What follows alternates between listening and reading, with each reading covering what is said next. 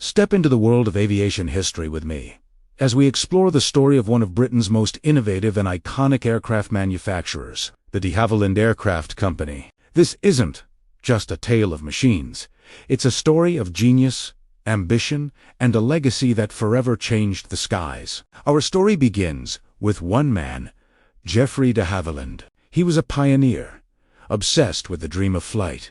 After designing and building aircraft for the Airco Company, he decided to strike out on his own. In 1920, with a small team and a big vision, the de Havilland Aircraft Company was born. Their initial focus was civil aviation. They believed that flying wasn't just for the military. It was for everyone. This belief gave birth to one of the most important aircraft in history. First flown in 1925, the de Havilland Moth was a game-changer. It was a small, two-seat biplane that was relatively affordable, easy to fly, and robust. Suddenly, private flying was no longer a dream for the wealthy elite. Flying clubs sprung up across the globe, and thousands of pilots, including famous aviators like Amy Johnson, earned their wings in a Moth. It truly was the aircraft that democratized the skies and established de Havilland as a household name.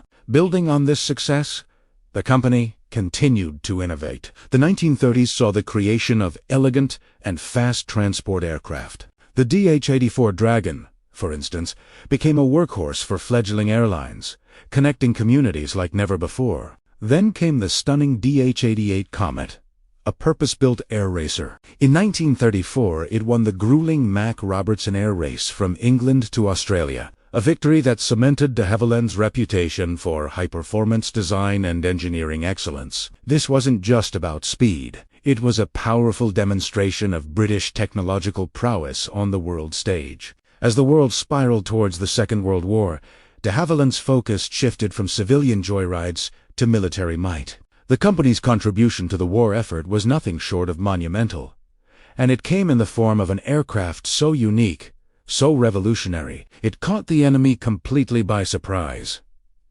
I'm talking, of course, about the DH-98 Mosquito, also known as the Wooden Wonder. The Mosquito was a masterpiece of design. It was built primarily from plywood, spruce, birch, ash, Douglas fir, walnut, and balsa wood, not considered strategic during wartime shortages of metal. This unconventional construction made it incredibly lightweight and aerodynamically clean. Powered by two mighty Rolls-Royce Merlin engines, the same engines used in the Spitfire, the Mosquito was astonishingly fast. In fact, for much of the war, it was one of the fastest operational aircraft in the world, capable of outrunning most enemy fighters. Its versatility was legendary. The Mosquito served as a fast bomber, a pathfinder, a night fighter, a reconnaissance aircraft, and even a low-level precision striker. Its ability to fly high and fast, deliver its payload, and return home safely made it an invaluable asset to the Royal Air Force. The Mozzie became a symbol of ingenuity, a testament to de Havilland and its ability to think outside the box and create something truly extraordinary under immense pressure. When peace returned, de Havilland was poised to lead the world into a new era of travel. The company had already developed the Vampire, one of the first operational jet fighters for the RAF, so they had a head start. Their ambition was to apply this new jet technology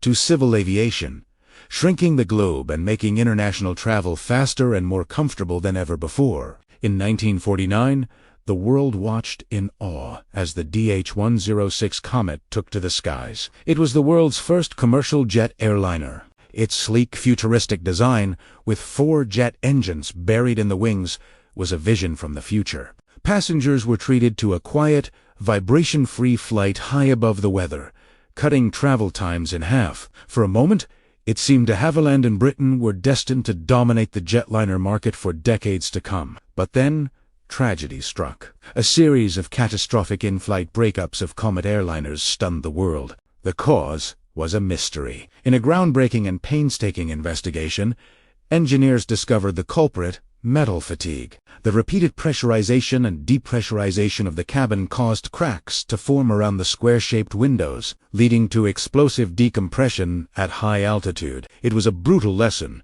learned at a terrible cost, but it fundamentally changed our understanding of aircraft design and safety forever. The aviation industry as a whole adopted new design principles and more rigorous testing procedures, making air travel safer for all future generations. While the Comet disasters were a huge blow, de Havilland's spirit of innovation was not broken. They went back to the drawing board, redesigning and strengthening the aircraft to create a new version. This new version, the Comet 4, went on to serve reliably for many years. The company also continued to produce successful military aircraft, like the Sea Vixen. Also, the smaller regional airliners, like the Dove and the Heron. First flying in 1945, this small twin-engine airliner was designed as a successor to the pre-war Dragon Rapide. It was modern, comfortable, and incredibly versatile. It became one of the best-selling British civil aircraft ever produced, serving with feeder airlines, air taxi operators, and corporate fleets all around the world. It was a reliable workhorse that perfectly filled a niche in the post-war aviation market. However, the aviation landscape was changing rapidly. The price of developing new aircraft were skyrocketing, and the industry was consolidating. In 1960, the de Havilland Aircraft Company was acquired by the Hawker Siddeley Group, and the iconic name began to fade into history, eventually becoming part of what is now BAE Systems. But the legacy of Geoffrey de Havilland and his company is indestructible.